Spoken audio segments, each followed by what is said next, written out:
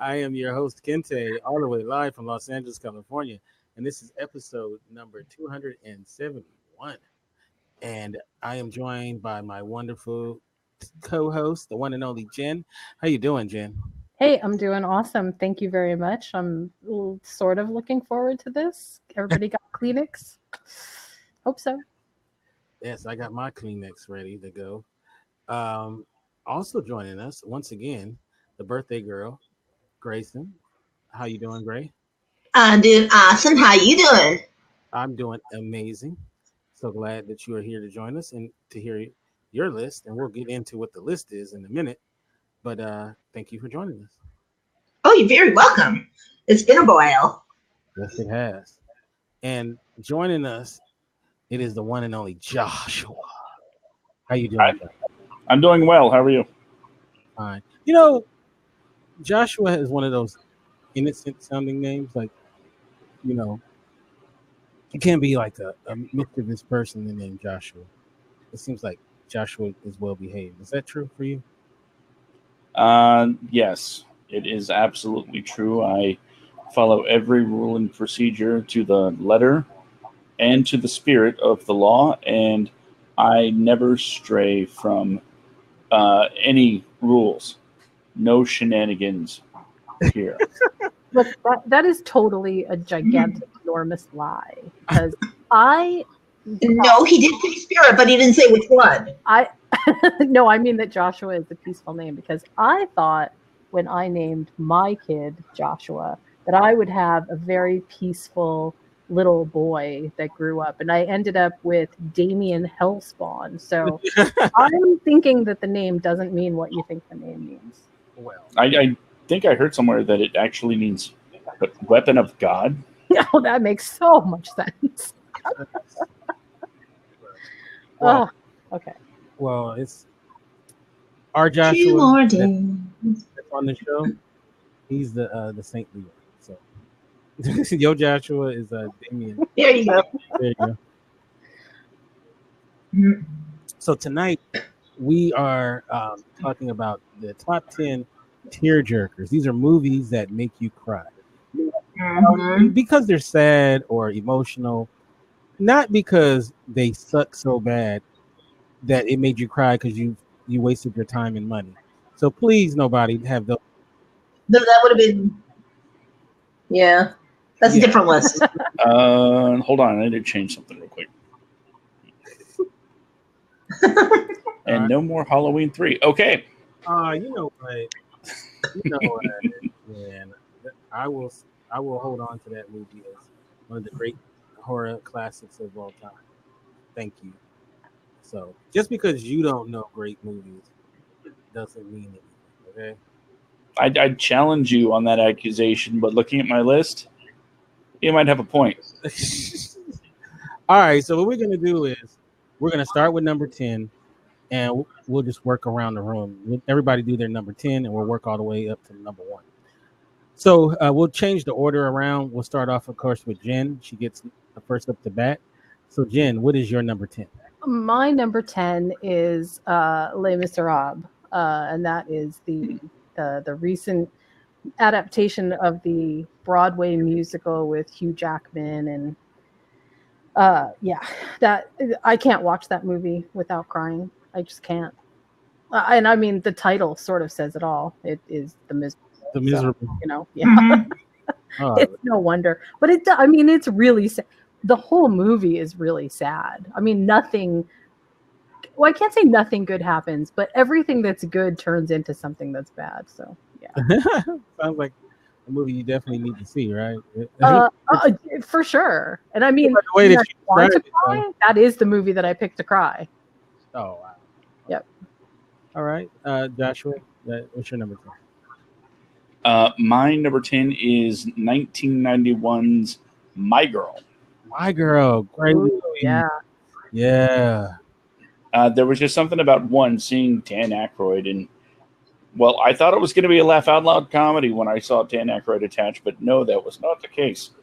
I was just a kid at the time, so seeing someone, kids my own age, reflecting on the screen, and then have such awful things happen, especially to close out the movie. It to this day, I can't maintain a dry eye while watching the ending. It gets me every time.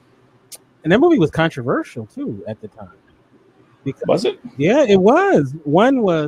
It was a very different movie from Macaulay Culkin, Yeah. Mm-hmm. and there was, remember, they were kissing in the movie, and they made that such a big deal about the kids kissing.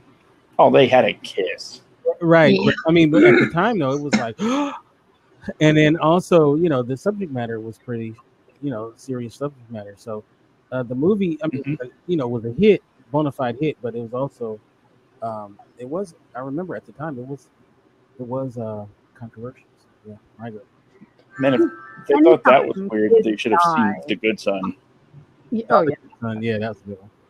Anytime kids die in a movie, it like it increases the sad factor by about at least 10. Mm-hmm. Well, then don't watch Halloween 3.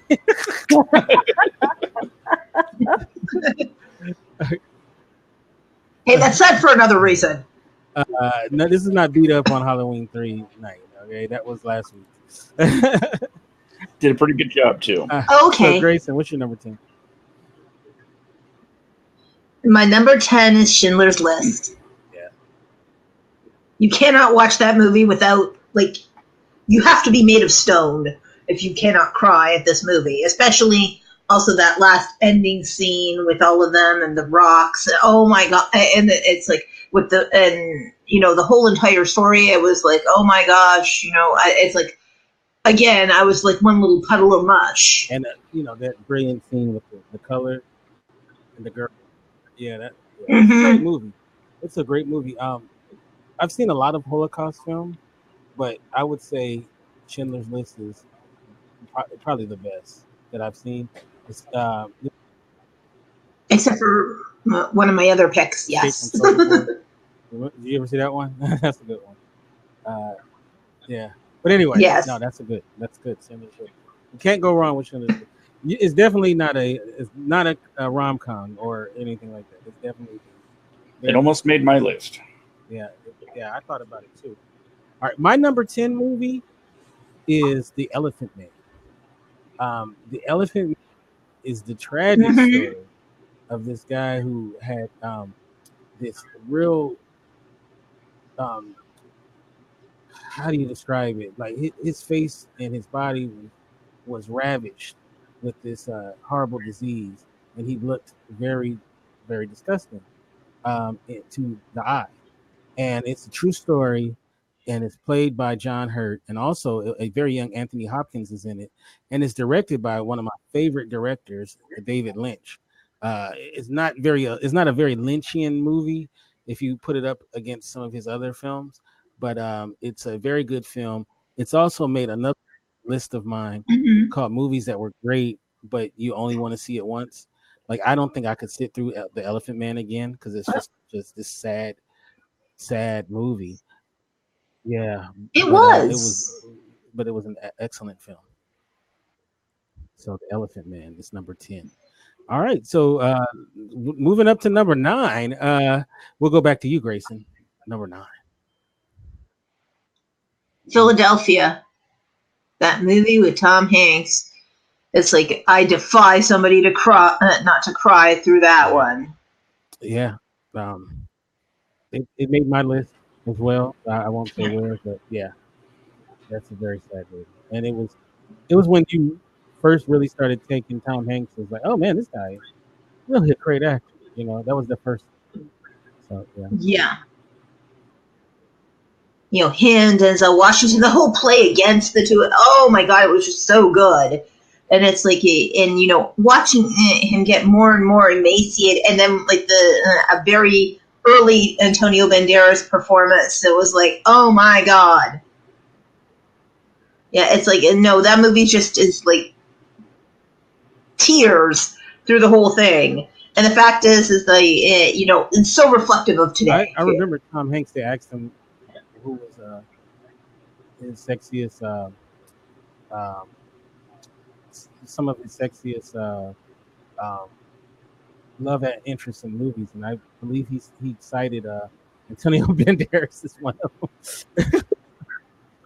He's got Yeah. good taste. So, yeah, that's a good one. Yeah. What about you, Jen? What's your number now?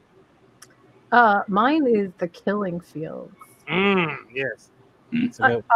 I actually saw that movie when I was really young, probably too young to even understand what it was all about. But I had the sad misfortune of watching it again, and as an adult, it was, I think, even more devastating than I understood it to be when I was younger. And I remember being really sad when I was younger and I saw it. But as an adult, oh my gosh, it's not just everything that happens in terms of the backdrop of it, because the Khmer Rouge was just a terrible time in history. But there is something so personal about Dan's death. It's just so heavy. And also, I think because the entire movie, you sort of begin to understand pretty early on that this is that nothing good is going to come of this. Yeah. No, The Killing Fields, good one. I thought you said when you said you were giving your own personal thing. I thought you were going to say you were there at the Killing Fields or something. No, thank God. I'm not. First of all, I'm not that old, and secondly, no. I was on that. Hilarious. All right. I'll do my number 9 is $1 Million Baby. Once again, that's another one that made my other list of movies that were great that you don't want to see again. $1 Million Baby is just one of these movies where the first half of the movie you're like cheering along, it's like a Rocky type thing, and you're just like, oh man. And then I heard before going into it that it's this sad movie or whatever, but I'm like, this is really uplifting. What are you talking about? It's such a great movie. And then the twist happens midway through the movie, and you're like, and it becomes this sad freaking film where you wanted to be euthanized when you're watching it. Because, I mean, it's just so sad what happens. And I mean, I guess I can spoil it, right? And Yes. This is a In trick, enough though. years. Of all the people that Clint Eastwood has killed on screen, in $1 Million Baby, he got the most flack for killing somebody in the movie. So, it's a great movie, but it's very sad, and I don't think I could watch that one again. But it's a really good movie, $1 Million Baby. So, what about you, Josh? Okay, my number 9 is let's just say it doesn't have the profile as all of your number 9s, and it's actually quite middling when it comes to reviews, but it's a movie that really struck a chord with me, and that is P.S. I Love You. Okay. Yes. There was just something about, I don't know, having a husband leave letters from beyond the grave to help you cope with his death. It resonated with me for some reason, and just to see her, go through all of this and the emotion involved, up to and including, meeting somebody new, it brings a tear to my eye. And excuse me. And the soundtrack by Flog Me Molly was no slouch either. But P.S. I Love You is my number 9. All right. And you know what, Joshua? P.S. I kind of like you. All right. So number 8, I'll start off with number 8. And it is Who Framed Roger Rabbit. No, I'm just playing. No, it's not that. It's Philadelphia. Once again, much like what Grayson said, terrific performances across the board. I think that film did a lot for AIDS and HIV awareness. At the time, even today, it's still kind of a mystery to a certain degree. But at the time, it was really a mystery, and it humanized victims of it. Because remember, before that, unless you were really close to someone that happened to, I don't know where that's coming from.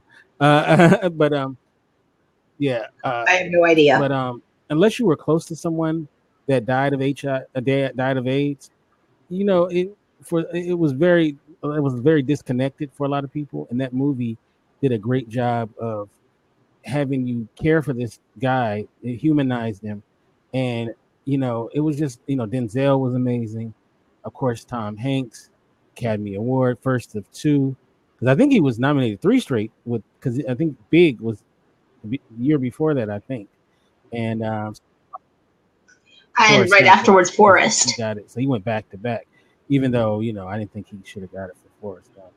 I think he should have went to um, um, damn, who was that year?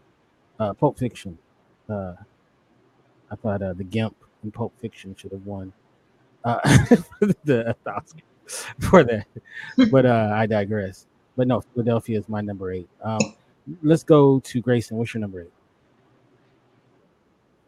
Dying Young. That movie with Julia Roberts and Right. Campbell Scott.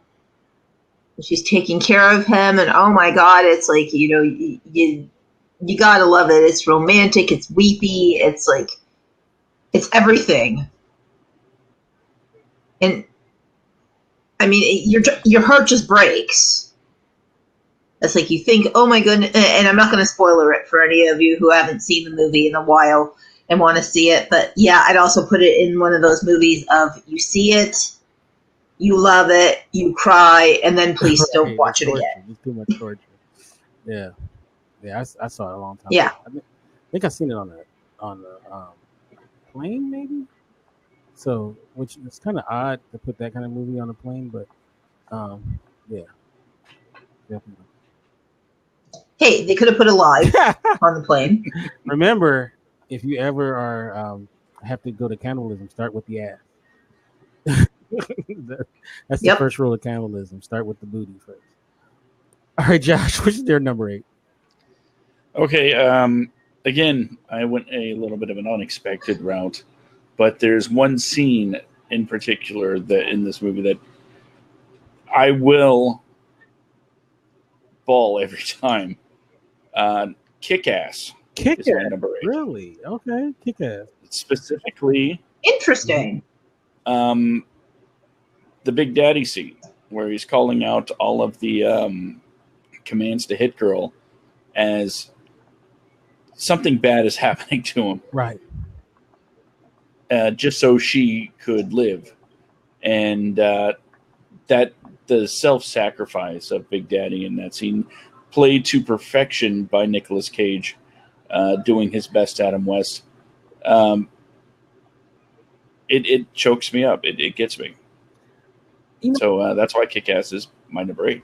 When I saw that movie, I low-key thought of you as in somewhat of a way, Nicolas Cage. I could totally see you training your daughters to be superheroes, but they wouldn't be foul-mouthed superheroes. They'd be very. No, they would be truth, justice, and the humanitarian way. Okay, I thought you were gonna say the vegetarian. No. All right, Jen, what's your number 8? My number 8 is a movie that was actually on Netflix. It was made from a different short called Cargo. It was a spin on a zombie flick, very different from anything that I'd ever seen before. And, contextually, you know how when something really big in your life happens and you remember all of the details around whatever that event was, and that's how you sort of know that it was super important.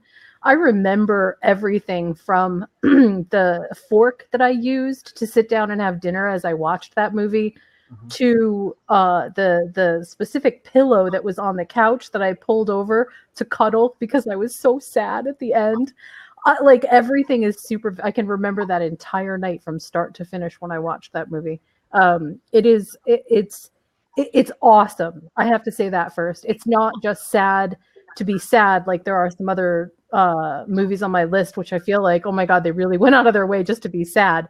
This one, though, is such an incredible message of hope, and there's a beautiful narrative that runs through it. And it's Martin Freeman, who I never expected to sort of be in a role like this, and he just knocked it out of the park. I won't do any spoilers on this one because I feel like it is so worth watching. It's still on Netflix. It is absolutely gorgeous. It's shot in Australia. It's really worth watching. It's not your average zombie movie. I think that I should say that because it's not like watching The Walking Dead. It is really an amazing story. So, and it's not super visceral either. I think you would really like it. Just bring the Kleenex though. Interesting. I love Josh and Jen. That of course there was going to be a superhero movie on Josh's list, and not surprising, a zombie movie on Jen's list. So what that means that there must be a porno movie on mine. So no, Hey, it is. There's plenty of porn to cry to, but I'm not thinking it's for the same reason. Yeah. Yeah. Okay. All right, Josh. Number 7 for you. Number 7. Okay. My number 7 is it's What Dreams May Come. Oh yeah. The Robin Williams movie where his kids die, then he dies, and he's, in the afterlife, and then his wife, and he literally has to travel through hell. It's just such an amazing movie, and the visuals were absolutely stunning, and the big the big point, the big reason why this is a big tearjerker for me is you don't really see the literal I would go through hell for this love in film all that much. Literally going through hell. And that kind of thing, it's admirable. And it just makes me think of something I want in my life. I would want someone where I would do that, or I would want someone in my life that would do that for me, that kind of thing. And that's why What Dreams May Come is my number 7. I've actually gone through hell because of some women. So does that count? Does literally going to hell? Yes. Because of the chick you're involved with. I've been to Georgia. Does that count? Yeah, it does. Okay. It does. So I've done it. Never mind. Jen, what's your number 7? Number 7 is a little movie that hopefully everybody knows called Days of Heaven. Have you ever seen Days of Heaven? No. I thought you were going to say Days. I'm confused. Oh, okay. Boy, wow. Okay, I don't know even where to begin with Days of Heaven, other than to say, if you haven't seen it, you should stop what you're doing after the podcast and go watch this movie. It's the kind of it's weird because because when you think about it, what happens throughout the movie, and I won't spoil too much of it, but what happens throughout the movie is sort of a tale of just absolute loss and in some ways just really deep desolation. But it is set, the movie itself is set with the most idyllic, unbelievable film backdrops of all time. I mean, it's just absolutely gorgeous to see. And there is such a juxtaposition between what you see on the screen and what the characters are sort of feeling and what emotions they evoke, that it almost makes the pain more poignant. It's an absolutely beautiful movie. It actually has a really young Richard Gere in it. And it has Sam Shepard in it. It has Linda Mance in it. It's just aside from the cast, it's just such a well-written movie. I think you'd really like it. But it's very, very sad. This is pre-gerbil Richard Gere.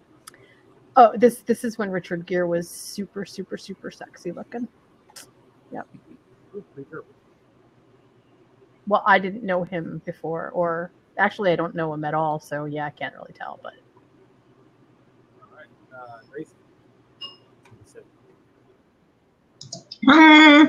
It's like I really debated over like several of them here at that spot, because I mean there's several that really make me weep. Everything from Shawshank Redemption made me weep, to Steel Magnolias. So I probably and then I settled on Steel Magnolias. Okay. Yeah, it's like people dying, people family, that wholehearted, like, just that deep, the whole entire thing. I was like, oh my god. That's one of those ones that it's like you have to be around your family and just like be hugging them all the time. yeah, that is definitely a very super sad movie. I actually remember crying a lot in that movie. Yeah. But what an all-star breakout. What an all-star powerful woman cast that movie had. I mean, it almost made their suffering like that much more hard to watch because they were just such rocks. Oof. Yes.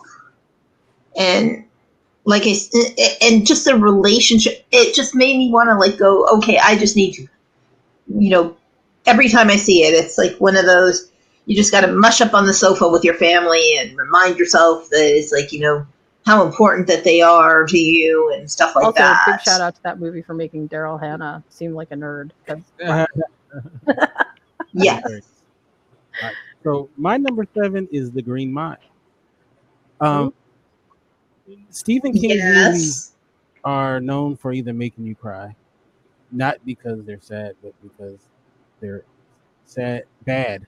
The other word that rhymes with sad, at times. And The Green Mile, he should love Frank Darabont, because Frank Darabont, first of all, he's one of the best adapters in Hollywood history, and he's taken 3 of Stephen King's works and really given them even more gravitas than the books. Shawshank Redemption is a great book, but the movie is, I'm sorry, the movie is better than the book. And the book, I mean, it's a short story, and it's good, but he made it into something wonderful. And The Green Mile is another example of, I mean, he's like P. Diddy. That's Puff Daddy for you guys. He's very known for remixing great songs. Frank Darabont remixed, Stephen King's work and made it like, I mean, before, I'm trying to think, before Shawshank or The Green Mile, was there a movie that was even thought of from a critical standpoint? Like Stand By Me. Stand By Me was a great. Was it a great? Yeah. It was a great film, but was it really though? Well, you said, was it thought of critically? And Stand By Me definitely was critically acclaimed. I could remember that being like later, that like I'm talking about when it came out. Like in hindsight, everyone liked it. When it came out, it was, people talked about it. Yeah, but I mean, like, but did they talk about it in a way like Oscar type? I don't think so. The only other movie would be like Misery for the performance of Kathy Bates. I can't remember which came first, Green Mile or Misery, but I really felt like Misery came first. Many years. I feel like he really elevated Stephen King's work from, I'm talking about the film versions of his work. He had hits obviously before that, but I think he turned his stuff into high art, if that makes sense. Even The Mist. The Mist is really a silly story, and the movie is silly too to a certain degree. But with his work with The Mist, it's like it's more weightier and more gravity to it because of what he's done with it. So I mean, didn't it start with Carrie as far as the film adaptations being like great? No, but I mean, I'm talking about, but Mhm. to the point where that still was considered a B movie. I just have to. I got to stop you though, because Stand by Me really was. I mean, it won Golden Globe in 2 separate categories. It also won Best Adapted Screenplay at the Oscars. Like, I know what you're saying, right? It has actually achieved even more gravitas over the past 30 or so years. But at the time, it really was actually critically acclaimed as well. Okay, all right, I'll give you that, but I really do feel like he did. I don't think. Okay, Stand by Me. I'll give you that, right? Because it's a great film, and it did get its love, right? But I feel like his movies with Stephen King's work took it to another level as far as credit. I mean, Yeah, I get what you're saying. Right. Also, Darabont really took it to the next level. Also, if I could interject one more small thing, and that is that whenever Stephen King stories take on the supernatural, or when they strip out the supernatural, they seem to do really well. When they add the element of the supernatural, it always seems to flop. And The Green Mile was definitely one of those that didn't. It sort of bucked the standard. It really did really well because it treated the source material quite a bit differently, and so it totally worked. So yeah, I think you might be onto something. and so just to kind of get in, um, you know, um, Michael Clark Duncan, rest in peace. His performance was so good, Mhm. and the end when he gets executed, man. If you're not human, if you didn't shed a tear or just get moved by that, because and then the way that they greeted him on his way to the execution, and Yeah, right. it was just it was a wonderful film and very sad, the way it ended. And one of I think it's one of Tom Hanks' top 10 for sure films. Oh yeah. And he's he's Definitely. had, I mean, it's hard to crack his top 10 because he has so many. So, but definitely. All right. So I believe Josh, did you do your 7? Did I do my 7? Hold on. Yeah, What Dreams May Come was my 7. And did Grayson, did you do your 7? Okay, Yes. You're and dying young. Sorry, Stephen and Michael, yes. Jen, you did, My right? 7 was Days of Heaven. Yeah. Okay, so we're on 6. Yep. So let's start. We're going to start off with Grayson. We'll go around, and I want to welcome Danny and Tony in the chat room. We are doing our list of our top 10 movies that make you cry, tearjerkers, and we Hello, Danny and are on Tony. number 6. So Grayson, what's your number 6? E.T. It's like, that it's that whole thing. It's like, the alien whole night. Yeah, it just like it gets me every time. It brings out the child in me, and yet at the same time, I'm buckets of tears. Mm-hmm. I love that alien. Yeah, it was very, very moving. I mean, who would have thought that a movie about an alien coming down to Earth would get people, and he's a weird looking thing too. Especially at the time when aliens in film weren't exactly perceived as friendly, Right, i.e., Alien. right, Yeah, and look what it did for Reese's Pieces. Yeah, I yeah. mean, I think It did melt in right. your mouth, I not in your think I became hands. a bigger fan of it after that film. So yeah, no, ET definitely a great one. Um, all right. So Yeah. what about you, Josh? What's your number 6? Um, Sorry, I got distracted by the chat for a second.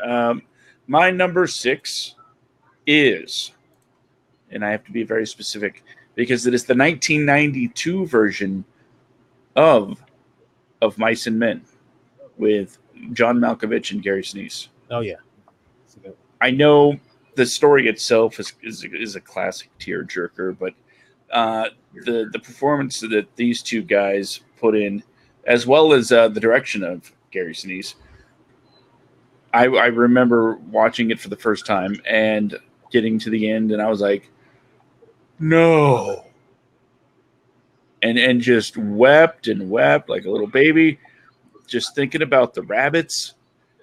It Mhm. God, it hit hard, and it almost cracked my top 5, but I was so confident in my top five. I had to leave this in number six, but 92's of Mice and Men is my number six. Yeah. Yeah, no, that's a very good movie. And great performance for John Malkovich. It was obviously very different than anything he ever had done up to that point, and I think since possibly. Then again, Red, he was kind of similar in Red. If you've seen Red, but no, that was a good one. What about you, Jen? What's your number six? Just to go along with that, for a while I homeschooled my kid, and Of Mice and Men was on our reading list. And my kid, at the end of reading Of Mice and Men, came out and slapped my shoulder and said, "Why did you make me read that?" So yeah, apparently my kid was pretty upset by that too. Okay, mine is okay. I don't know if you guys have ever heard of this movie before, but I remember it vividly. It's called Sounder. Oh yeah, Yeah, do you know that movie? Yes. Oh my god, Winfield. it's Paul so Winfield, oh, it is so sad. the great Paul Winfield.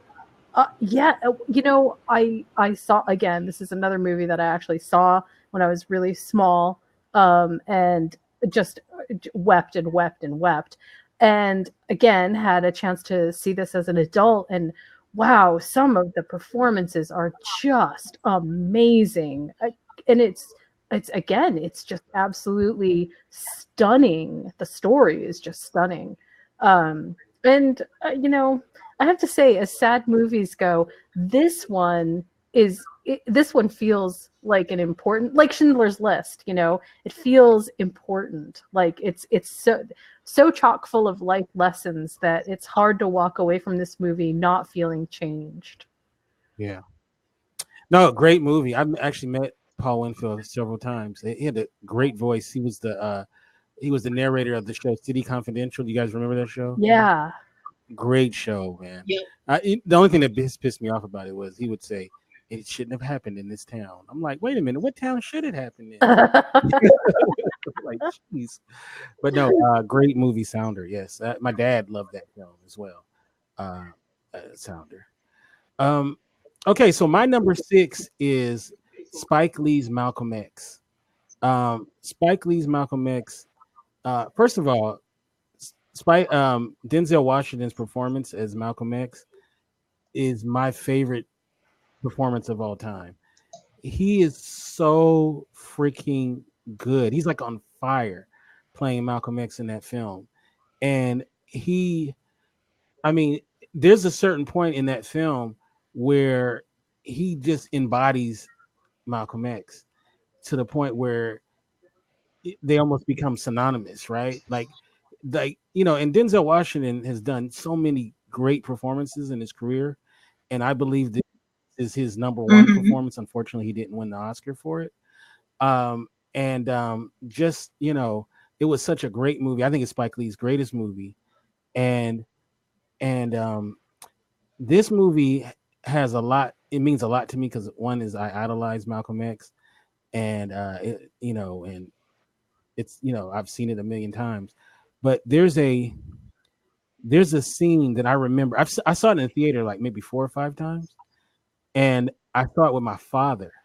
My father is like, I've seen it with him a couple of times because it was such an important film. We would take like we would go as groups to go see the movie, right? And there was a scene, and I remember this to this day. My dad was like, was the strongest person ever, and there's 2 movies that I've ever seen him get emotional in, and the other one's on my list as well. I'll tell you what it is. But I'm sitting in the theater, a couple of seats from them, and I look over, and there's the scene where Sam Cooke's "A Change Is Gonna Come" is playing, and you realize that we're getting close to where he gets assassinated. And I look over, and my dad has tears streaming from his eyes, No. and I started getting emotional, and I was like real cynical guy, nothing makes me, I chew glass, that kind of dude. Mm-hmm. And when I saw my dad with tears coming down his eyes, like that, to this day, like it still sticks in my head that, because my dad is only, he is not, I just didn't see that a lot. Besides like, someone dying, or something like that. But that he got so emotional about a movie, you know, and that one always gets to me. So, and you know that part where he's assassinated is so moving. And so my number 6 is Spike Lee's Malcolm X. All right, so now we're at the halfway point, and before we get on to our top 5, I just wanted to talk a little bit about what is the draw you think of movies that are sad or tearjerkers. Like, why do you think we as consumers go to the cinema to see movies that do we go to the movies that we know is going to make us sad? Like, even though this is a TV show, I always hear people say, "Oh, you got to watch This Is Us. You'll need Kleenex," you know. And it's like, you know, like who wants to cry? Like, is it Yes, you is it do. that these movies sneak up on us, the emotional, or do we go to the cinema to cry? See, I think in that sense, what I would say is that we need the emotional release, and we go to these movies to have that emotional release. Because whether it's a romantic cry, whether it's a absolute bawling cry, we need it for our heart to be able to release after all of the stresses in our world, to just be able to have that and have a nice safe place where it's like you're not judged for crying or being sad or anything like that. Oh, okay. What about you, Jen? Why do you think?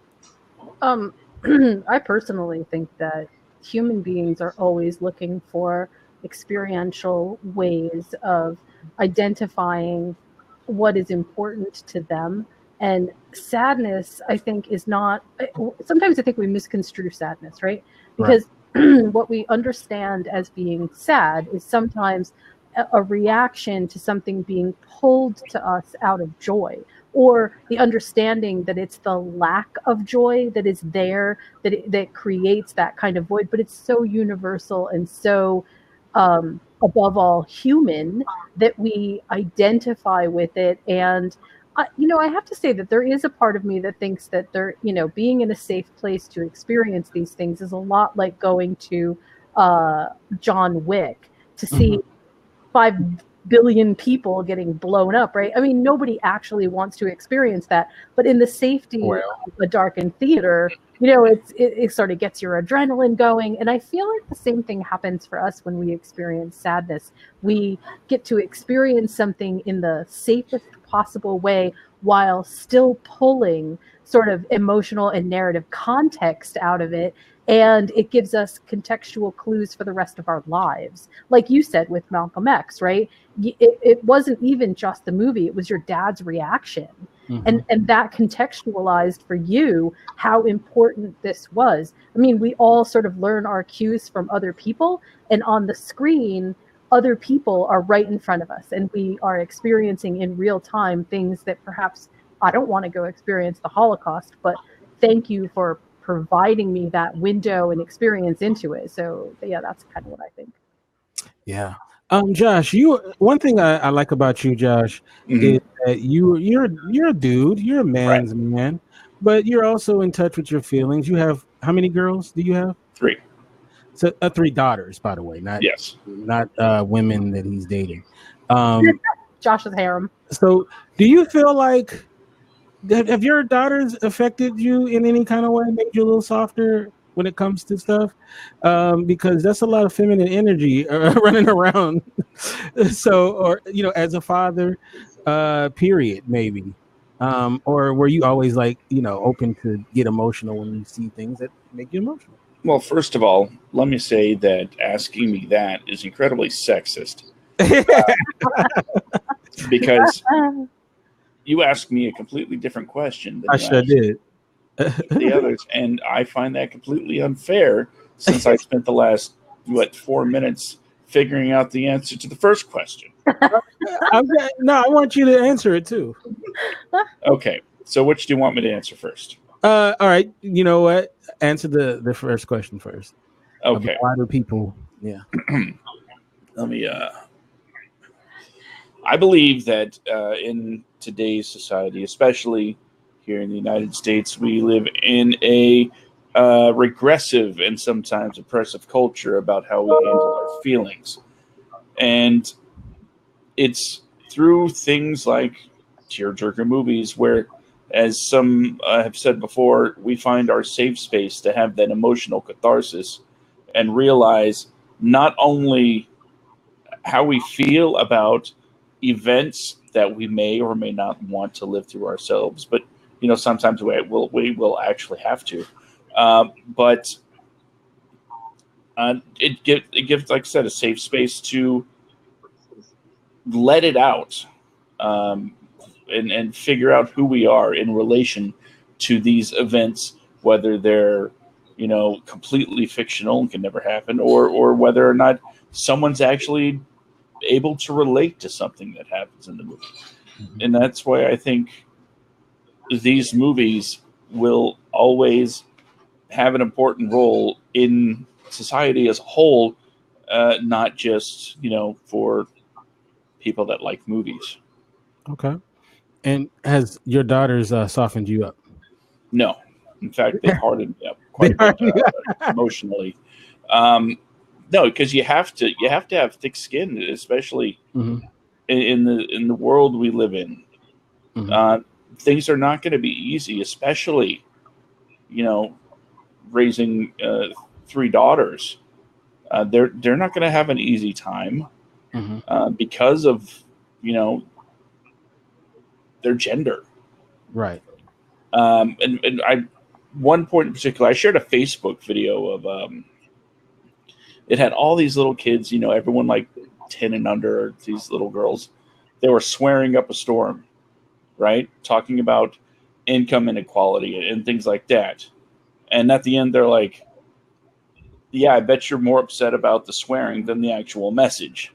Mm. And sure enough, all my comments were like, how dare you share something with such foul language, with kids? I'm like, yeah, that you missed the whole point. Right. Right.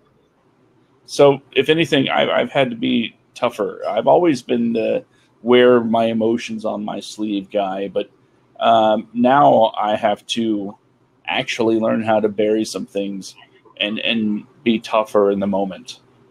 Okay. All right. And one last thing I want to let's talk about the idea of movies that make you cry or tearjerkers. Um, do you find yourself that if you could relate to the subject, being that Grayson, you are Jewish, right? And so Schindler's Mm-hmm. List was on your list. So do you feel Yes. do you find that movies that where you can relate as far as you're Jewish and it was the Holocaust, or let's say if it's a movie about something that you've experienced yourself, do you find like those movies hit you harder, or are you a person that can sympathize with stuff even though you may not have gone through it yourself? I can actually have a combination of that. It's like there's a lot of movies that when I'm watching it, like for example, the Holocaust movies, it's like it just hits me like a ton of bricks and going like, oh my god, what my grandmother, what my mother, what my family, my biological grandfather, everybody suffered through. In terms of that, it's like I can relate, but yet also subjects I can't relate on. For example, with a couple of the movies that, like the Bollywood movies that I've seen, where the characters, it's like I can completely relate to them as well. To me, it's one of those things of if I connect to the person as a human being, even if the situation isn't something I've experienced, that connects me to that emotion of that person and wants to make me do that. It's like watching movies on equal rights, watching movies on like even you said Malcolm X. It's like yeah, that one drew me emotionally as well, but for a different reason. It's because I could connect to the feeling of repression. I could connect to the struggle between family Right. and fight. Right. What about you, Jen? Do you find yourself you seem like a very empathic person. Do you find yourself are you go can you go both ways? Like if do you have to have it touch you in a real personal way for you to really connect with it, or can you connect to something that maybe you don't have a personal connection to? Listen, sometimes I cry when I turn over the ice cream container and read how many carbs are in it. Apparently, I can cry sort of at the drop of a hat.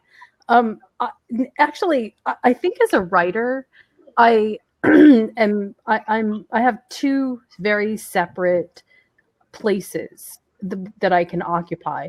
One of them is understanding that that narrative needs to really be evocative and draw out emotion in a way that maybe isn't going to be for everyone. But on the other hand, I am very sensitive to things make me cry. You know, we just rewatched Hell on Wheels, and I cried all the way through the fourth season.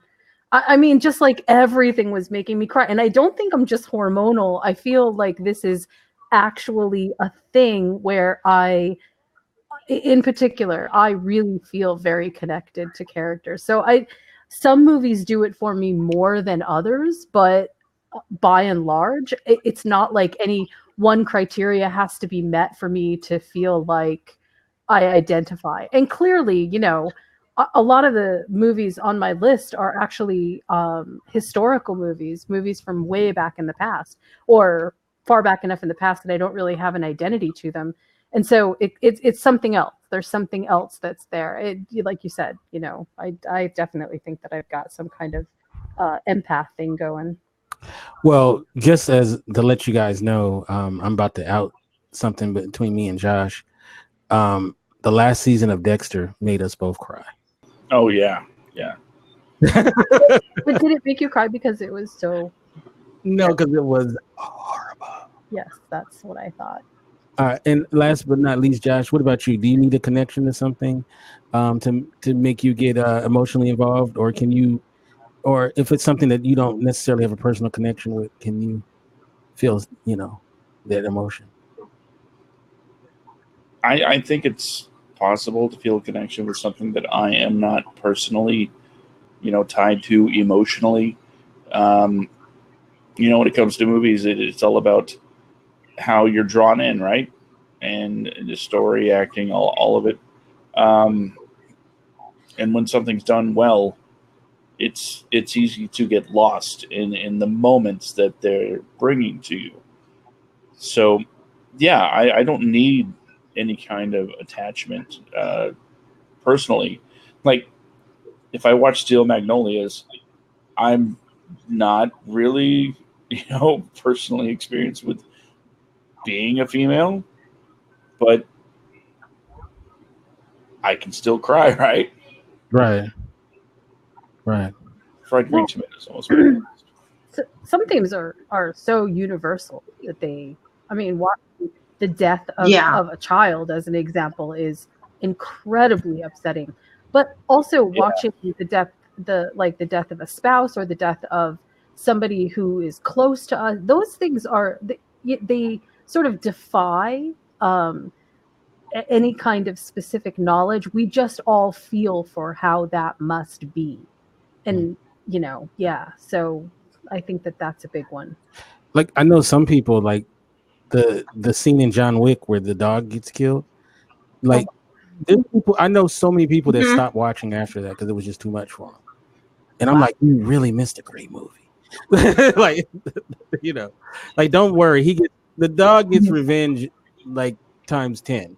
And so like he's taken care of. Okay, like, okay, he damn near is doing drive-bys with his ashes in the car. you know but All this for a dog. right, yeah. But but it's funny though how that's sad, but when you watch Jurassic Park and the T-Rex is eating the goat, no one has any sympathy for that poor goat that's getting eaten. nobody has any sympathy when the lawyer bites it either. No, not at all. They laugh. I cried a tear. I cried just a single tear for him. I did. For the lawyer or the goat? For both, actually. That is funny though. Like, they'll say, I stopped watching after the dog got killed in John Wick. But like, oh, so you saw all of Jurassic Park. Oh, so when the T-Rex eats the goat, why didn't you stop watching? The goat he didn't hurt nobody. He got murdered. But he was food. He was food. It wasn't a callous act. It was just callous. hungry act. It was so callous that he was didn't have. hungry. T-Rex was just hungry. He didn't have to do it. But all right, so let's get to our top 5, and I'm really excited about this. We are going to we're going to buck the system. We're going to go Guy first. We're going to go Josh. What's your number 5? Okay, my number 5, AI. Really? Okay. Yes, Steven Spielberg. the what was it? The Kubrick turned Spielberg story about. Okay, let's just call it what is it? It's Pinocchio. Right. And the wanting to be wanted, all the way up until the final scene with where he gets the one chance, one time, forever, Yep. to have what he wants, and just that I don't know what the word is for that, but it is something that makes me shed a tear. Several actually. That maybe it's and if you can relate to this, please chime in. Maybe it's the whole idea that after this point in time, something is going to be gone forever. Kind of like when you lose a parent, Right. which I have last year. Yeah. And it took me a while to really relate personally to that part of the story, but I still understood it. Right.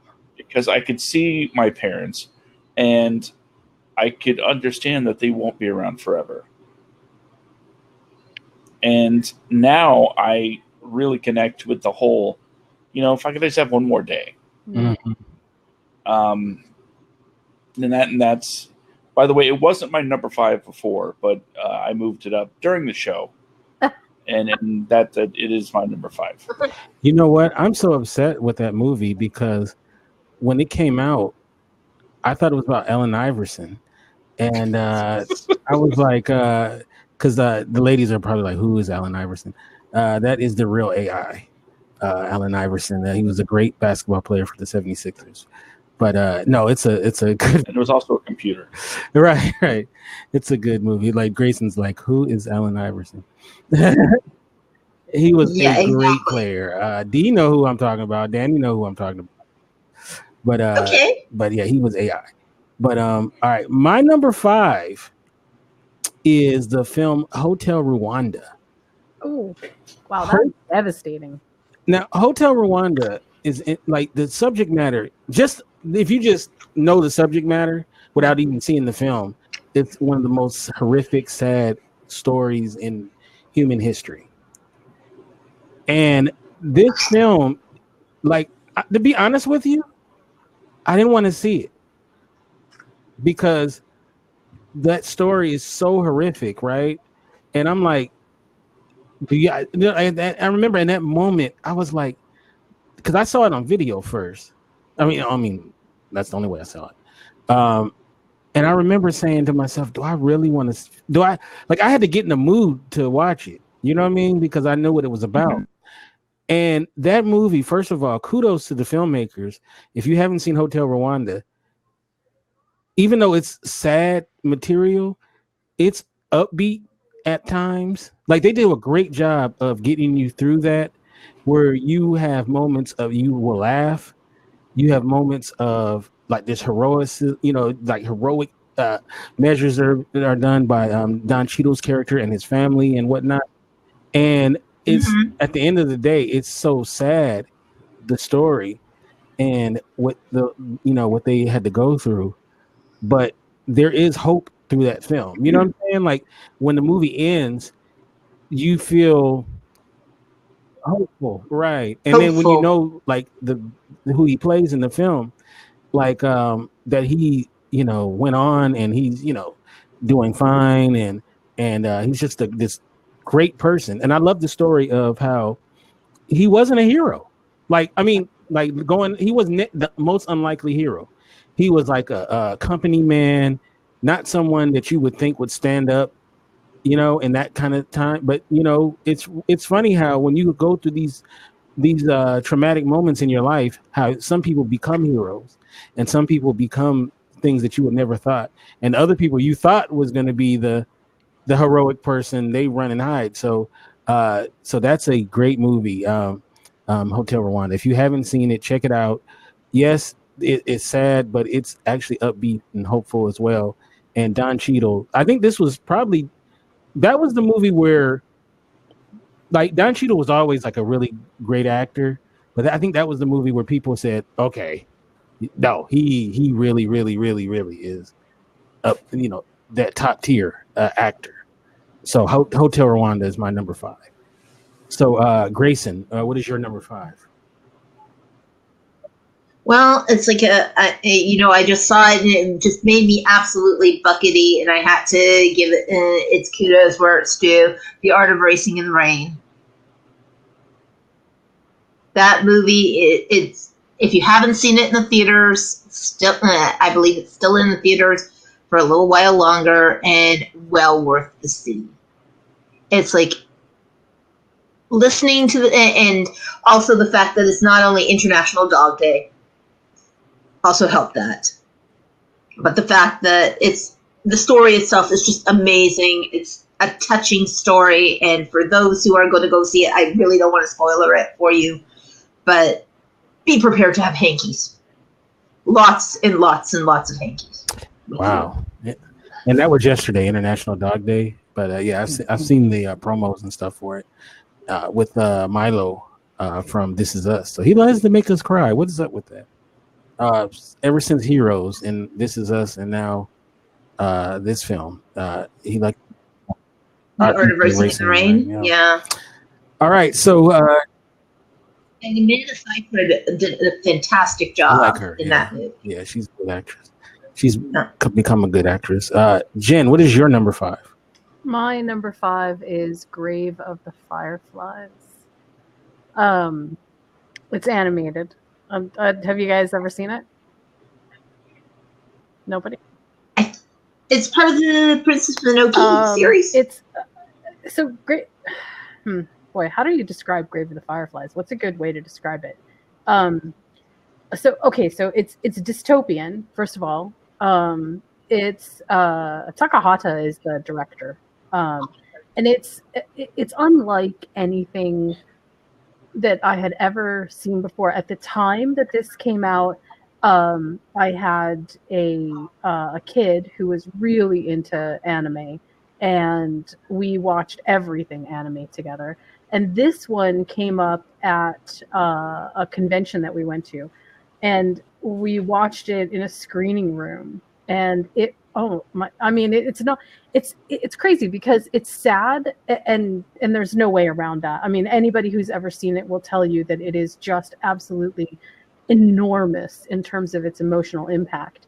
But it's also the kind of movie that I feel like by the time that you are a teenager, you should really see, because the lessons of what war really does are so profound. It does not set out to say that there are winners or losers or whatever. It sets out to say this is going to be bad. And it's hard to describe because, you know, sometimes things can get really preachy inside of these tearjerker movies where, you know, it feels like they're trying to teach us huge moral lessons, and that's sort of what drives the sadness. And to some degree, you know, I can see that is kind of an overarching theme for a bunch of them. But this movie, I feel like it doesn't really set out to teach us a story. It sets out to narrate what it is that there can be when everything around you is terrible. It's honestly, it's hard to watch more than once, but it is well worth watching once. Oh wow. And it's animated film. So it's animated, and it's beautifully animated, absolutely gorgeous. All right. You gotta and when it's over, can you guys send me your list in like Facebook Messenger so then I can add that into the show notes? All right, so number 4, I'll start off with number 4. My number 4 is the film that came out in 2016, not the 19. I think it was 12 or 25. I can't remember. Birth of a Nation, and this film was directed and written by and starred uh, Nate Parker, and it tells the story of Nat Turner. Nat Turner was a preacher who led a rebellion in during slavery. And if you are sorry about that, if you are aware of this story, um, it was one of those movies, or it was one of those stories that Hollywood that never would touch, right? And Nate Parker went through a lot to get that film made, and unfortunately, he might have lost his career because of it. But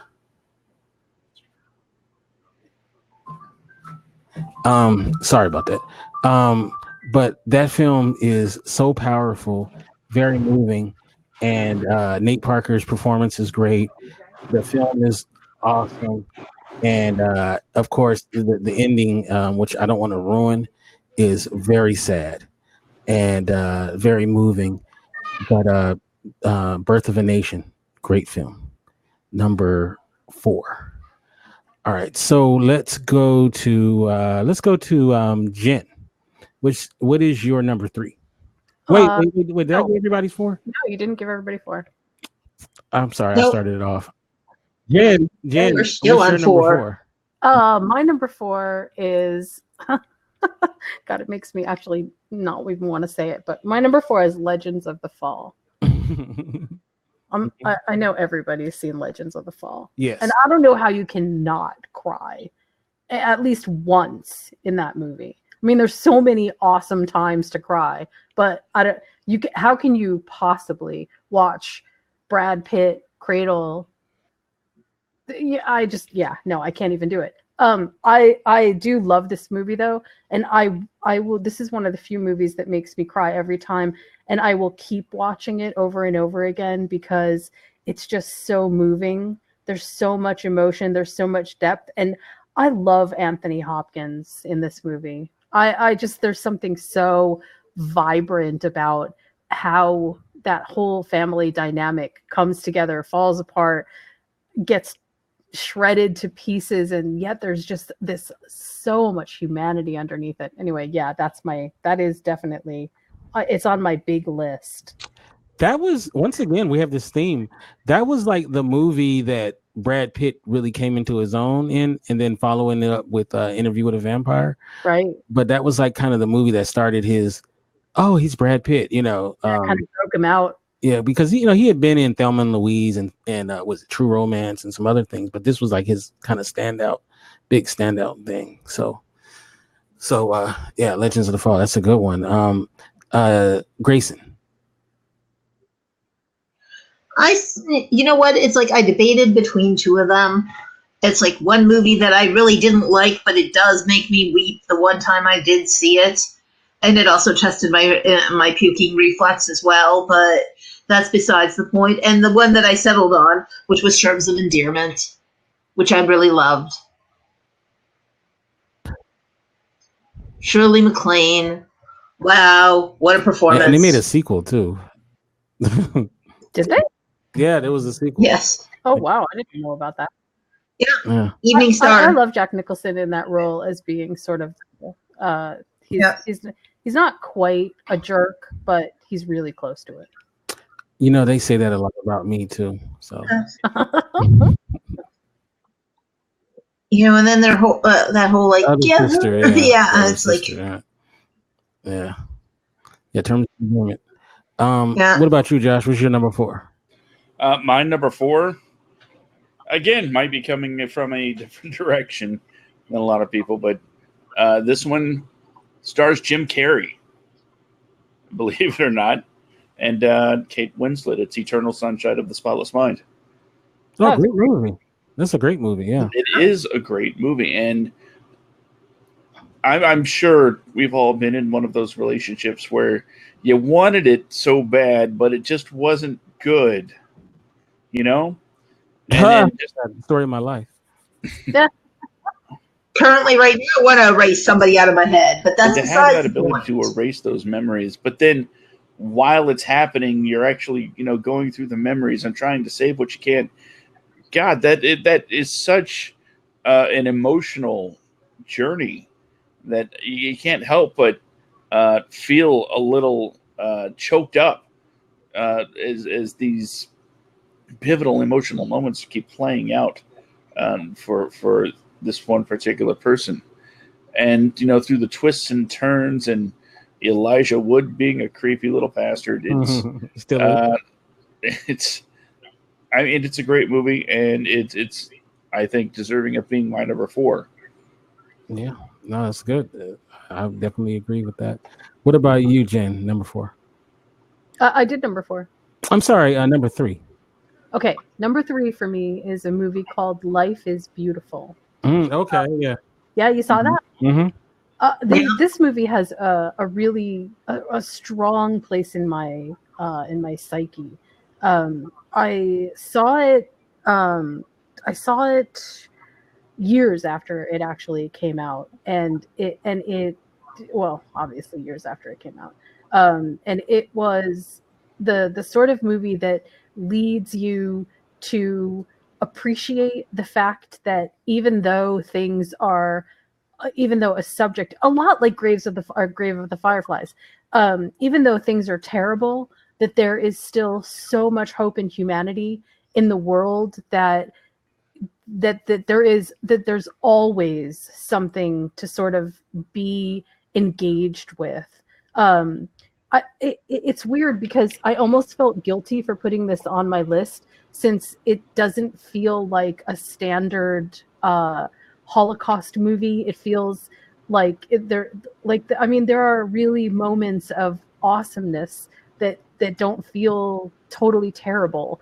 And I feel so conditioned sometimes to some of my sad movies, if they don't make me feel super sad all the way through, that somehow that makes them less than what maybe what they should be. But this movie, there were so many. It was almost like it was separated into multiple acts where things are okay, things are transitioning, and then things are absolutely terrible. And that journey is just so incredible that you just feel every range of emotion through it. Oh, wow. I really loved Yeah. it. No, it was a good movie. Very good movie. I've seen it. Yeah.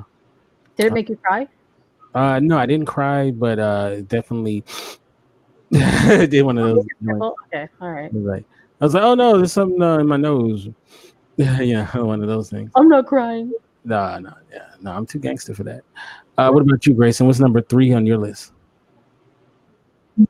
Number 3 for me had to. It's another one that's a classic though for me. Is Old Yeller. I can't watch that movie straight on through because I'm sorry, knowing that they kill the dog and also the fact that. Oh my God! If you don't know that they kill Old Yeller, I feel like you should be. Yeah, you must be from another planet. You must be Old Yeller. Yeah, it's like the whole thing. It's like all of the versions that I've seen of the movie, and I still don't get over it every single time. It's like, and I'm just like sitting there going, like, I feel so, and I'm sitting there going, there's just so many more answers. Why kill the dog? Oh, yeah. It's like it's just one of those movies that, like I said, if you don't cry, you're kind of made of stone when you see it. I might be made of stone. No, just playing. No, Old Yeller is a good one. My number 3 could have been my number 1, and this one kind of ties back to Malcolm X in this regard. Once again, it stars Denzel Washington. Is the movie Antoine Fisher. Antoine Fisher was, directed by Denzel Washington, and it was Derek Luke's first film. And that movie is so good, and it's so sad, but it's uplifting as well. That's another movie where this was near the end of my father's life. Before, like, my father had dementia, and this is right before dementia really messed with him, so he could actually comprehend watching a movie. Oh, wow. It was a bunch of family. We were watching it, and And like this scene got me so much. So I don't know if you've ever seen Antoine Fisher, but he's like in search of his mother, and he finally meets his mother, and he's in search of his family. Period. You know, he had a very tough upbringing and foster, and he was molested and all of this stuff. And he meets this woman, and who goes on to be his lady, and who helps him through all of it. And they go and meet they meet some cousins of his or a family. I can't remember, it was an aunt or something. No, they meet an aunt or something, and she tells him where his mother is, and he goes to meet his mother, and it's like all this build up to him meeting his mother, and she's not what he thought she would be. She's like a drug addict, and it's really sad that he has this horrible experience finally meeting his birth mother, right? And goes back to the aunt's house just to tell her thank you, for the information. And what she does is she has this impromptu gathering of all this family that he didn't know he had, and they were and like they threw a party for him. And that scene is so emotional because you go from this really sad thing where he meets his mother finally, and the whole movie's building up to it, to this wonderful scene where he meets all this new family. And that's another one where I look over at my pops, and my father had tears from his eye. I had cousins in there that were bawling. It's not one of those, it's a sad scene. I mean, it's sad, the mother, but it's so going from that sad to an uplifting, like one of those, that is so cool, that they did it. It's so good. And one thing I love about that message in the movie is that like you can fall in love with somebody and they can help you through through your baggage or your darkest times. And and it's just a great love story. It's a really good movie, Antoine Fisher. And it's, like I said, I might have been the only person that didn't cry, but I ain't gonna lie. I think watching other people start bawling kind of made me get a little yeah. See, she's crying. See, Danny knows what the scene I'm talking about. It was hard. Like, it was hard. I kind of did one of those because it was a moving scene. But like I said, anytime I've ever seen my dad cry, it definitely hit me because my dad's like the strongest person I know. And so Antoine Fisher is my number 3. So Josh, what's your number 3? My number 3 is one that I'm surprised I have not heard yet, to be perfectly honest, because Popeye. When I think of this movie, I think this is probably, it has one of the most heart-wrenching moments in any animated film ever. Oh, Up. That's a good choice. It could be on any honorable mentions list. But I'm talking Toy Story 3. Oh, okay. Specifically, do you know the scene? You know what? You're going to shoot me, and D already knows what I'm about to say. Don't say it. I've never seen a Toy Story. Oh, my God. Wow. I've never seen a Shrek or a Toy Story in my life. Well, Shrek, you can get a pass on, but Toy Story, I've never seen them. Some of the greatest movies ever made. Well, I can binge watch now. Yeah, when it comes out when 4 comes out on video, me and D, we're gonna binge watch them together.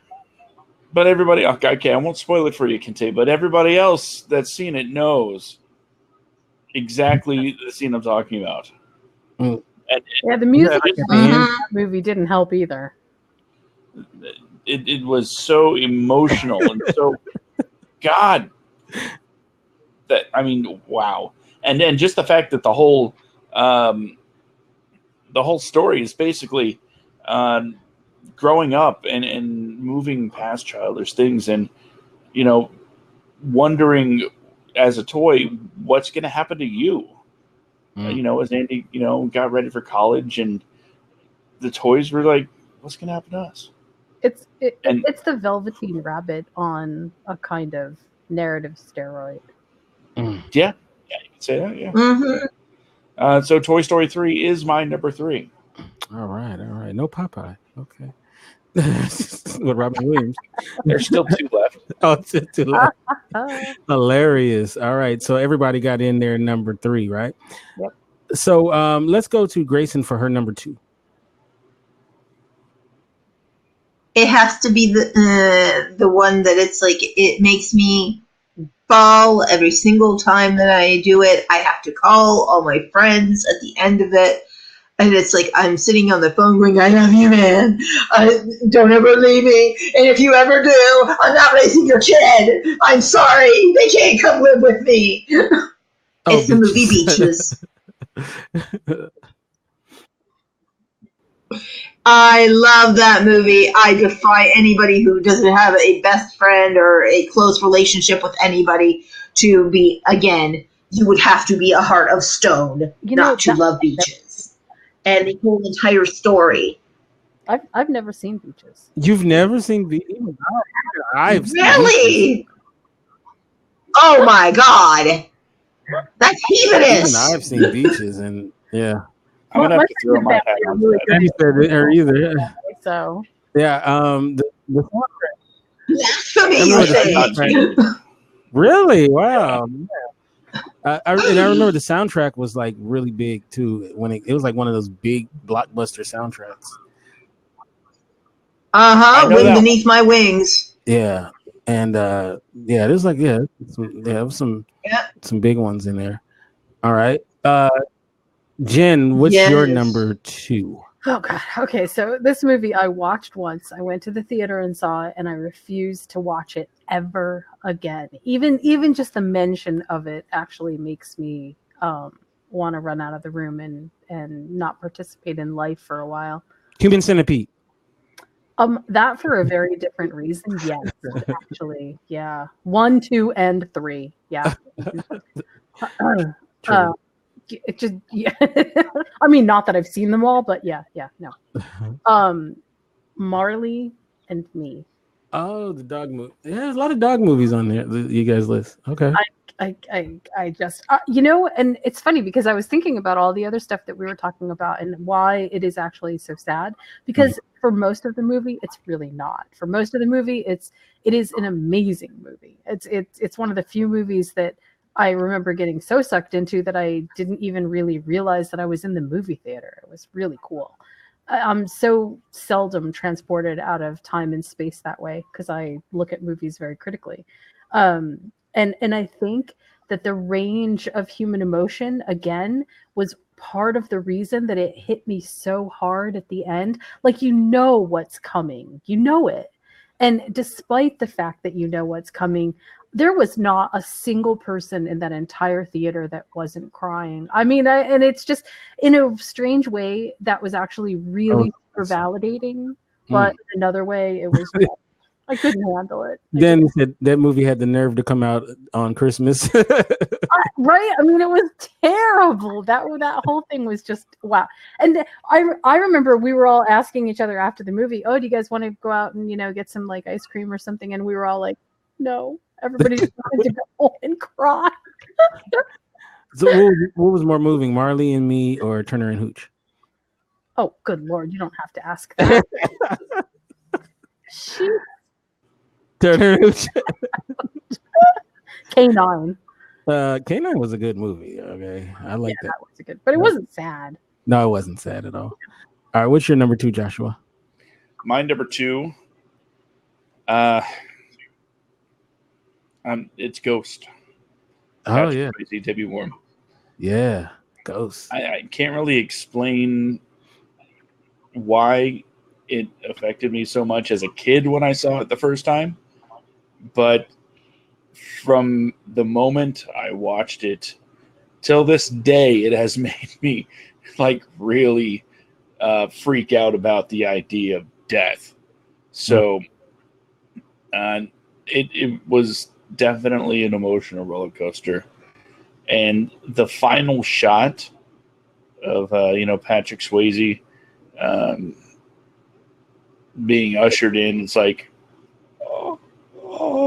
did that really happen like that? Yeah. Probably. You know who Probably his directed? contract. You guys know who directed Ghost? The same clown that did Police Academy and Nope. Airplane. Those guys did that Ghost. Can you believe it? The Zucker. Jerry Zucker? Yeah. So and they did a great job with Ghost. But I got a little service announcement.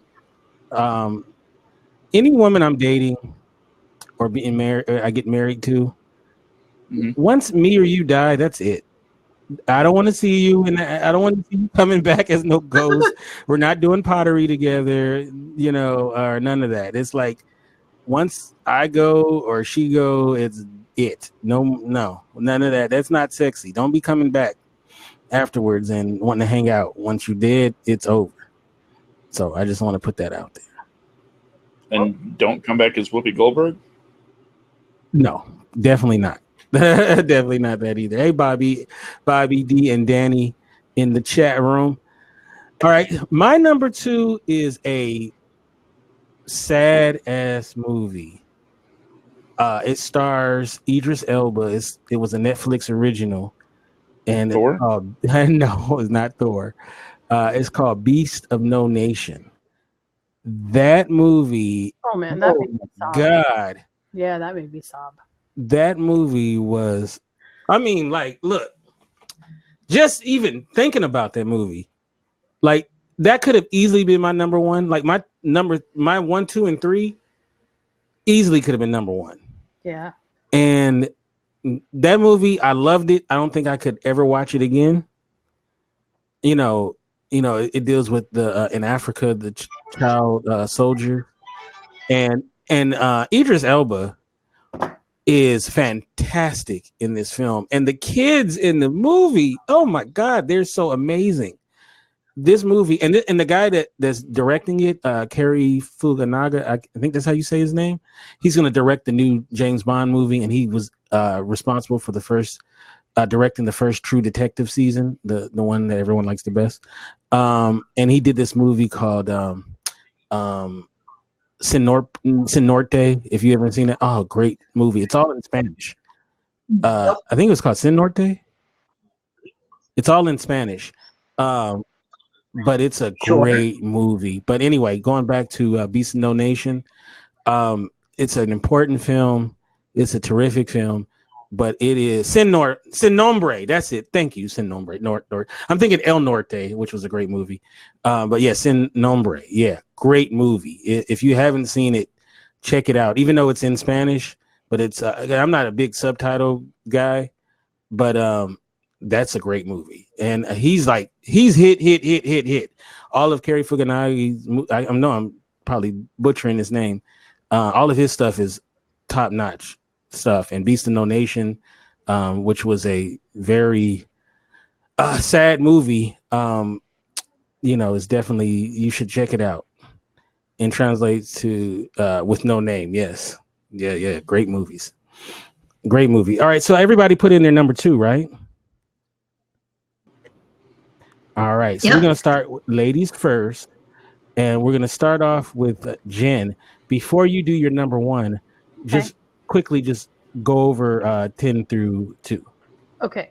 So far I have Les Miserables, The Killing Fields, Cargo from Netflix, Days of Heaven, Sounder, Grave of the Fireflies, Legends of the Fall, Life is Beautiful, and Marley and Me. All right. A couple of dog movies. All right. And my number 1 is 7 Pounds. Ah, Will Smith. Yeah. Yep. I cannot watch that movie without just dissolving into tears every single time.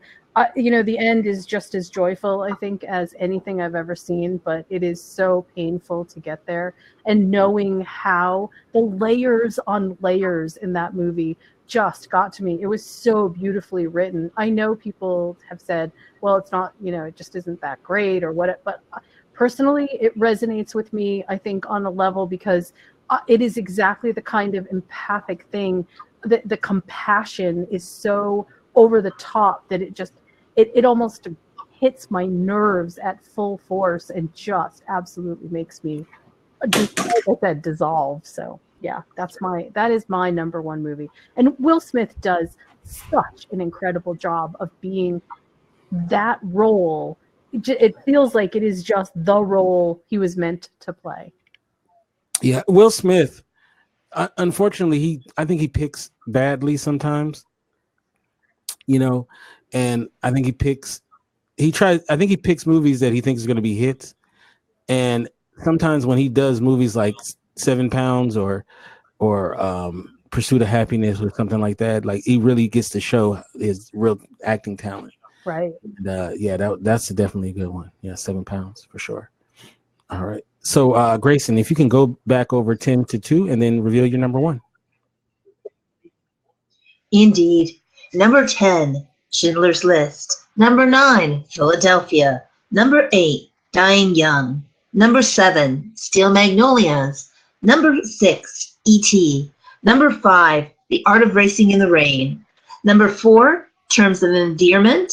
Number 3, Old Yeller. Number 2, Beaches, which brings me to our number one film, Sophie's Choice. Yes, classic. That movie, Meryl Streep, it's like the Kevin Kline, the whole movie, it breaks my heart. And as a parent and anybody who's ever had to make, in terms of whether it's like, there isn't just words for that scene when she has to pick between her son and her daughter. There's just no words, and the whole story, it's just so beautifully done and so beautifully performed. You just sit there and go, oh wow, just there isn't enough wow in that whole entire time. I've been in that situation before. I had to pick between Josh and Jen, and of course I picked Jen. And but definitely, that's one of those classic films where when you have to make a decision like that, it becomes like, it becomes like, oh, it's Sophie's Choice, right? Yeah, well, it was just heart-wrenching. Yeah. Personally, Sophie's Choice I think I almost blocked that movie out. I haven't thought about it for a really long time. In fact, this is the first time I think I've thought about it in a long time. But that's one of those movies that is, it sort of epitomizes the positions that we hope that we will never be in. And yet at the same time, we sort of all, I think it puts us in the position of what would we do in that position? What exactly would we do? And it's so soul-wrenching, super soul-wrenching. Well, for some parents, though, it's an easy decision. Like for like my mother, Really? if it was between me and my brother, I mean, she would totally pick my brother. So, like, wow. She'd be like, just dice him. Like, sorry, Kente. I feel obliged to say that whoever the kid is that's closest to me is the one that I would pick, because they're kind of within striking distance. So. Oh, okay, yeah. So well, in that case, I win that one then. Well, actually, no, I take it back. It'd be my sister Melanie, because so yeah, no, I wouldn't win that. I would win it right now. She leaves next Tuesday back to Chicago, but no, that's interesting. Yeah. All right. So Is Apex dead? What is that? What is? That's one of those choices that she has to make. Is that like a dead animal? Silence the child. Yeah, so he's being dad. Before we get to, I want Josh to go next. So let me ask this question, and welcome Dante into the chat room. Let me ask you this question, Jen. If you were locked up in a room and for a week you couldn't leave for whatever reason, and you watched the 10 movies on your list, oh God, how much would that affect your mood, you think? Well, I mean, I feel like it would probably strip away pieces of my soul. I would probably be just a shell of a human being by the time we were done. I don't think I could watch all of these movies all at one time. I don't think I could do it. I'm honestly. Yeah, I couldn't do my list either. I'd hop into a coma and just sort of like, try to ride it out. Yeah, there's a couple of my movies on my list. I couldn't watch again. So yeah. I just saw Les Miserables on TV just like a week or so ago, and it was just like I had never seen it before. I mean, I know what's going to happen. I'm not, this is no big surprise, and I still couldn't control the flood of emotion that comes out after that. So, yeah. Now, Josh, before we have you recap your list and do your number one, was that something dead or something that she had in her hands? A couple days ago, my girl's got a kitten. Oh, that was a dead kitten? Apparently, Apex had just passed. Oh. He was sick, very sick. Oh, I had kittens just the other day too. So, are they okay, the kids? Yeah, it wasn't completely unexpected or anything. It just, Yeah. Are you going to get them something to replace it, like jet skis? Can you replace a child with another child? It's a dead kitten. Quite so. Casting directors do it all the time.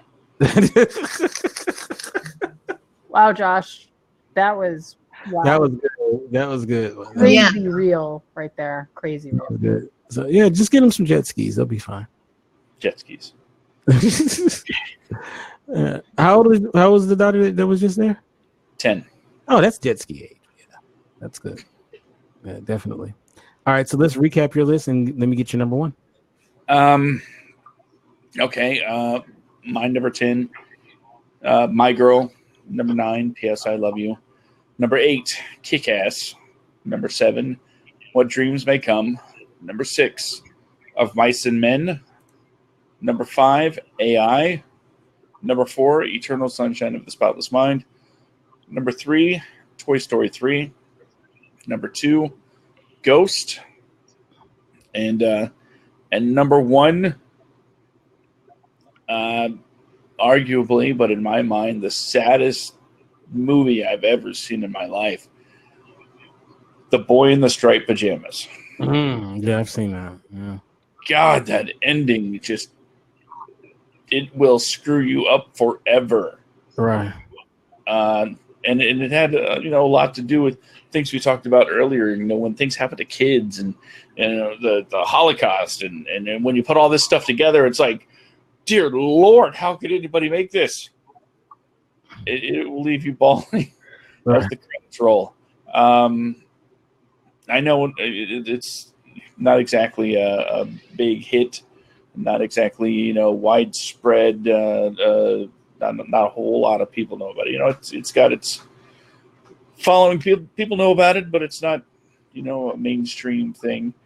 So I'm not gonna spoil it, but essentially, it's about a how do you put this? A young German boy befriends a Jewish boy through the fence of a concentration camp. And they become friends. And, well, if you know anything about history, things don't end up so well. And then I'll leave it at that. But yeah, it's the saddest thing I've ever watched in my life, and it well deserves my number one spot. Yeah, it's very sad. It's an extremely sad movie. Yeah, definitely. And so let me go over my list. Number 10 was The Elephant Man. Number 9 was $1 Million Baby. Number 8 was Philadelphia. 7, The Green Mile. 6, Malcolm X. 5, Hotel Rwanda. 4, Birth of a Nation. 3, Antoine Fisher. 2, Beast of No Nation. And my number one film, which 1 through 3 to me is interchangeable, is Fruitvale Station. Fruitvale Station is the movie. It was Ryan Coogler, the guy who directed Black Panther's first film. out of USC, and it starred Michael B. Jordan. It was really the film I would say that people really took a notice to Michael B. Jordan as a leading man, and it tells the story of Oscar Grant, a young black male who was murdered by the Oakland police, and the movie is like if you because it was caught on video what actually happened, so I'd seen it before what happened, but when you see that movie and the way that they tell the story and the way that everything leads up to what you know is going to happen, and that movie, like, you know, like I said, I chew glass, I'm a tough guy, but when I saw Fruitvale Station, man, like I damn near want to get emotional right now thinking about Fruitvale Station. Like, it is you know, it's a great movie, and it's very entertaining and all of that, and like I said, Michael B. Jordan is outstanding in the film, and everybody just kills it. But like, that movie is like so moving and so powerful, and you know, like I said, I'm getting emotional thinking about the film right now, because you know that story is an emotional story as well. Yeah, senseless death did not need to happen. So yeah, that movie Fruitvale Station, and I remember 5 minutes into the film turning to somebody and saying, like, this Ryan Coogler guy is gonna be great. Like, they'll tell you, yeah, what a beautiful person, yeah, dying, yeah. So that movie Fruitvale Station is my number one tearjerker. It's a terrific film if you haven't seen it. And the great thing was you really see Michael B. Jordan really come into his own as an actor, and really giving that great leading man performance. And you know, if you watch that movie and you're not emotionally caught up with it, I don't know, man. You are a robot. Okay, you're a robot. So, but yeah, Fruitvale Station. And so that's all my list. I guess something's going on with Josh. So let's start off with you, Grayson. How can people get you in social media and all that good stuff?